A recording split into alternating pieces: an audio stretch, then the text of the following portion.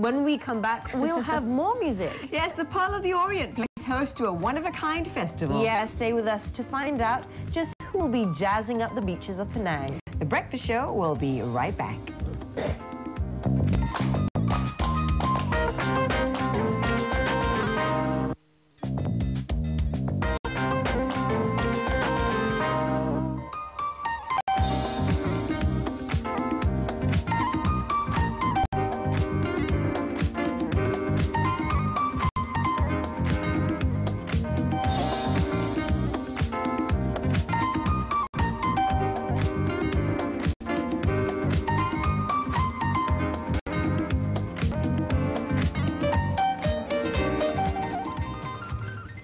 Welcome back to The Breakfast Show. Now, the Pearl of the Orient is ushering in the month of December with a big bang. Yes, the Penang Island Jazz Festival returns to its shores for the 8th time. Yep, held over 4 days, the event will feature performances on a total of 7 stages and a number of supporting activities. Exactly. Sun, surf and song. I tell you, it doesn't get any better than that, right? Yep. Yes. So here to tell us a little bit more about the festival is its director, Mr. Paul Augustine. Welcome to the show, Paul. Welcome to the show, Morning. Paul. So very exciting times for you guests, and I think the first question on everybody's minds would be, who's coming?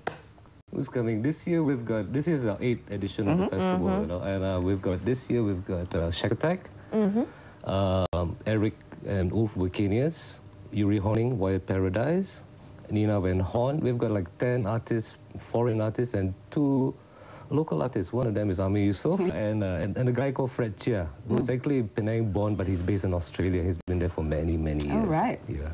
Wow. Yeah. And how did this all, you know, the Penang Island Jazz Festival, why Penang? How did this all start?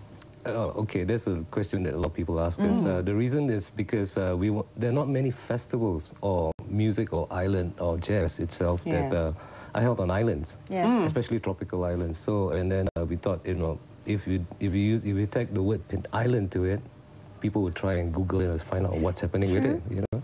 And also because I'm Penang born, I come from Penang. Ah, okay. Originally from Penang, and very proud of it. And you know, this festival has become regionally known. Yeah. You know, people look forward to it as much as they look forward to the Java Jazz Festival, I believe, in Indonesia as well. Yeah, Java Jazz is huge. It's actually very, very big, you know, comparatively to us. But ours is we've taken a different direction to it because they program a lot of artists from America and US and all that. Whereas our concentration is more on European, European jazz. So the European countries have viewed our festival as kind of important for them because it's a marketing platform for them to come to this part of the world or even to other parts of the world. Exactly. Yeah. And how many people do you expect every year? A lot.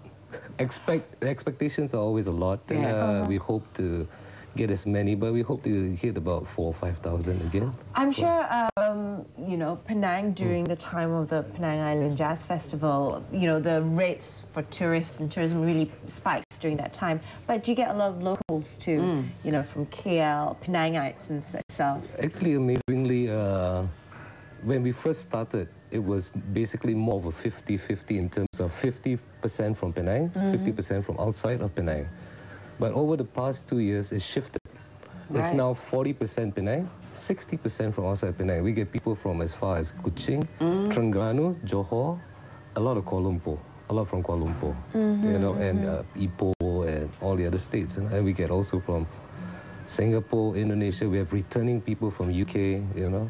So now you have 7 stages at this festival. How is this all going to work? You have 1 main stage, I believe 5 fringe stages, and 2 more elsewhere. Yeah, actually, basically programming. What we wanted to do, we have to tell people, is a Penang Island Jazz Festival. So it's not in one location. So we try to spread it around. And we started with 1 main stage. And then why we started with the fringe thing was because the people, the volunteers and people working in the festival said, hey, listen, in the afternoon there's nothing much happening. Can we have some atmosphere? So we started that and it grew from there. So we've got like all the hotel lobbies are having fringe stages, which is free to everybody, and all local. We program only local, and it does not have to be jazz. Right. Okay, so we've got a bit of everything, you know, so long as it's good music, creative music, but what we try to promote is basically creative music. You know, people who do their own original original stuff and all that. That's why this year we're working a lot with the indie people. People like Biju, Yes. Liana Fizi, Asmil, Asamat, Yes. And they are creative. These young people they should be given a platform to go further, and the word jazz just happens to give them that opportunity. All right. Yeah. Now, you mentioned just then that, every hotel lobby will have a small performance service also. I'm assuming this will be along Fringy Beach. Yeah. Most of them are Fringy Beach. Bayview is the Hard Rock next door to it. Then we've got Park Royal down the road. And then we've got the Lone Pine. And then we've got one more in town, the G Hotel. Right. The G Hotel, yes. But we've also got the Tropical Spice Garden. This year we're introducing something called the Indie Night Sundown at the Tropical Spice Garden. Oh, right. Very I've heard nice. of this Tropical Spice Garden. Yes. It's It's quite really nice. right? You should have a look at it. It's really nice. All right, so it will be taking place for over a weekend and time? We start on the 1st of December with some programs.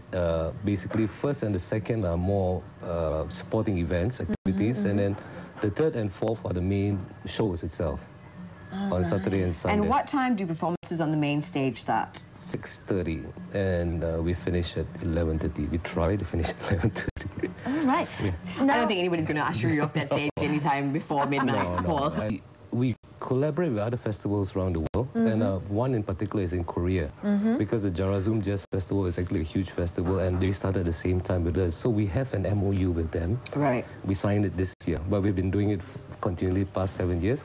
Every year we bring a Malaysian artist over to Korea to perform, and every year they send a Korean artist. So over the years we've sent people like Andy Peterson's band, Farid Ali, James Boyle, Paul Ponadurai. This year was Roger Wang, and we've established connections with them. And just recently they had a TV program called Asia Beat, and then they contacted us and said, can you recommend somebody? And we brought one indie artist, Liana Fizi. All right. Yeah, she was there performing for the Southeast Asian thing. So it's just a matter of getting the network happening. The festival does that, Yeah, it does actually. It does really help open doors and really makes And the thing is, expose people to jazz as well. So if you haven't been to the Penang Island Jazz Festival, it's in its 8th year, but you can start this year. It happens from the 1st to the 4th of December.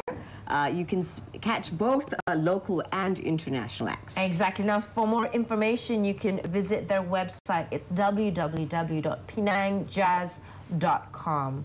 There you go. It'll be happening in hotels all across Fringy Beach and also in Glennie, the G Hotel. Yeah. It just makes for a really interesting weekend. Literally 4 days of fun and music. I know. Yeah. Thank you very much, Paul, for being with us on the show this morning. We look forward to seeing you in Penang. Thank you for inviting me. Thank you very much. All right, we need to take one last break on the show, but we'll be back with Twilight Madness. We'll see you in 2. Don't go anywhere.